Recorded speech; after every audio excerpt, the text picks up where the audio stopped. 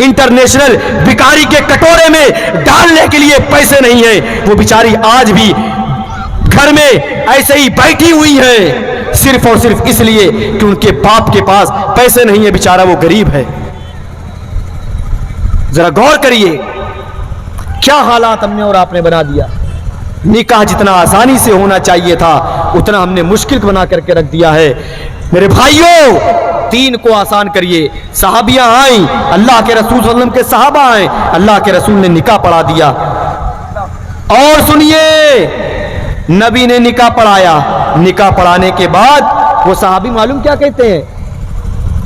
कहते अल्लाह के रसूल, मेरे पास तो महर में देने के लिए कुछ नहीं है, महर में देने के लिए कुछ नहीं।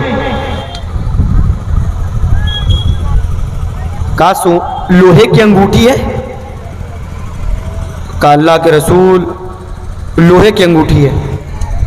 लोहे की अंगूठी, गौर करिए, जिसकी कीमत बहुत ज्यादा, रोड पे मिल जाएगी। कीमत छोड़िए आप, रोड पे इतना इतना टुकड़ा आपको लोहे का मिलेगा, बना उठा लाइए आप, उसकी अंगूठी बन जाएगी। या लोहे की अंगूठी खरीदेंगे भी 5 रुपए 10 रुपए मार्केट में मिल जाएगी। लोहे की अंगूठी, अल्लाह के नबी ने कहा वही तुम्हारी औरत का महर। इताअत देखिए, जज्बा देखिए। उस खातून ने सवाल नहीं किया, अल्लाह के रसूल हम आपसे करना चाह रहे थे और आपने इनसे करा दिया। जज्बा देखिए आप। वो सहाबी ने भी सवाल नहीं किया। ये इताअत रसूल का जज्बा है। एक बात और कहना चाहूंगा, शादी हमें करनी है, बीच में रोड़ा बन रहा है बाप। शादी हमें करनी, बीच में रोड़ा बना बाप। क्यों भाई? और यहां तो मामला ऐसा है, लड़का कुछ नहीं कहेगा, बाप सबसे आगे बढ़ेगा। इतना दोगे तब करेंगे। अबे तेरे बेटे को पसंद है, कर दे। 6 लाख मांग रहा है, 10 लाख मांग रहा है, उसका आधा मिल रहा है, कर दे। क्यों जिना का दरवाजा खोल रहे हो? क्यों हरामखोरी का दरवाजा खोलने पे तुले हो? ऐसे जिने के दरवाजे खुलेंगे, जिना आम होगा और निकाह कठिन होगा। मेरे भाइयों, इताअत रसूल का जज्बा पैदा करिए।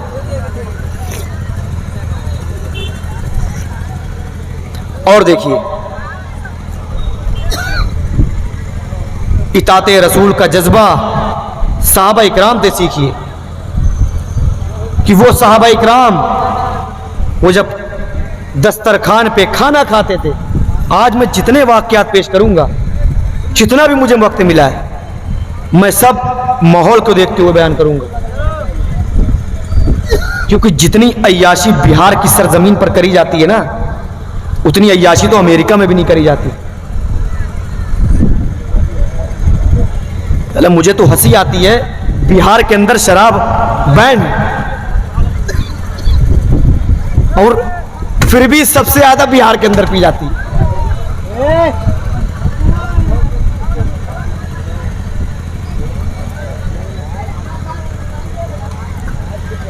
बिहार के अंदर, इस बात से आप वाकिफ है कि नहीं, बिहार के अंदर शराब हराम, और हराम ही बोलूंगा मैं, बैन तो हराम। बिहार के अंदर शराब हराम और बिहारी में सबसे ज्यादा पी जाती है। बिहार दिखने में सिर्फ गरीब है, अय्याशी करने के लिए कहां कहां जाते हैं हमें अच्छे से मालूम है। अय्याशी का गढ़ बना हुआ है बिहार। मेरे भाइयों, इताअत रसूल का जज्बा पैदा करो। और देखिए, सहाबा इकराम खाना खा रहे हैं, दस्तरखान बिछा हुआ है, एक लुकमा खाते शराब पीते, एक लुकमा खाते फिर शराब पीते।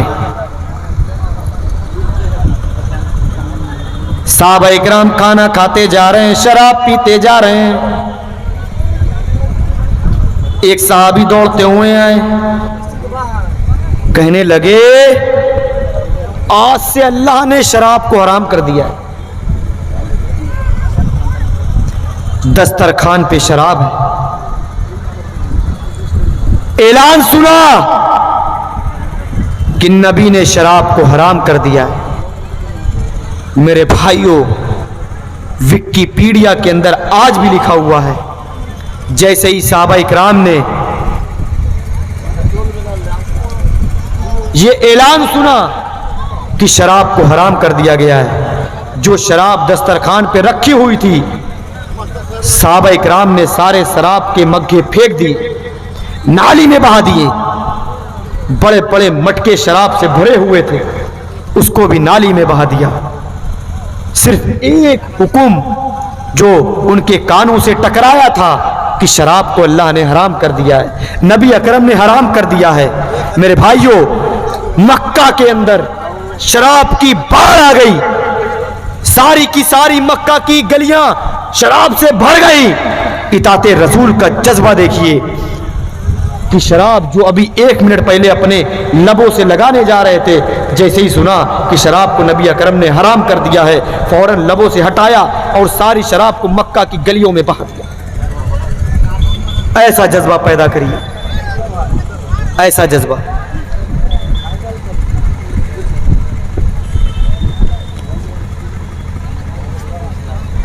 बस इतनी बात काफी है। बातें बहुत हैं, इतनी है कि आप सुबह तक के सुनते रहेंगे, खत्म नहीं होगी। लेकिन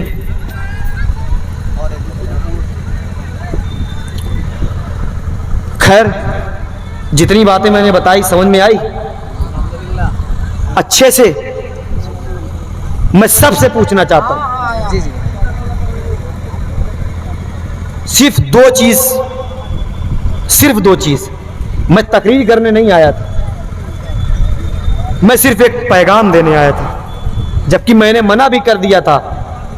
मुकर्रिर दर्जन भर हैं, मकसद चंदा है, हमें इतनी दूर से बुलाए हो। मुजीबुर रहमान साहब भी हैं, आप हमसे मत बुलवाइए, आप उनसे बुलवा लीजिए, हम कोई बुरा नहीं मानेंगे। लेकिन फिर भी हमें टाइम दिया गया, मैं शुक्रगुजार हूं। मैं तकरीर करने नहीं आया, मैं सिर्फ 2 पैगाम देने आया हूं आपको। अगर मेरी बात आपके समझ में आए तो ठीक है, वरना वही है कि भाई आप चीखते रहो, चिल्लाते रहो। अभी तो तुम्हारी उम्र 24-25 साल है, बड़े बड़े बुजुर्ग आके कब्र में जाके दफन हो चुके, उनकी बात नहीं माना, तुम कौन सी खेत की मूली, तुम्हारी बात कैसे मान लेंगे। बस 2 वाक्य मैंने आपको बताया जो बिहार के माहौल के तनाजुर के मुताबिक है। आप ईमानदार, कितने नौजवान यहां पर बैठे हुए हैं जिनकी शादियां नहीं हुई है, हाथ उठाइए। कितने नौजवान हैं यहां पर, हाथ उठाइए जिनकी शादियां नहीं हुई है। हमारी भी नहीं हुई है, बहुत सोच समझ के उठाइएगा।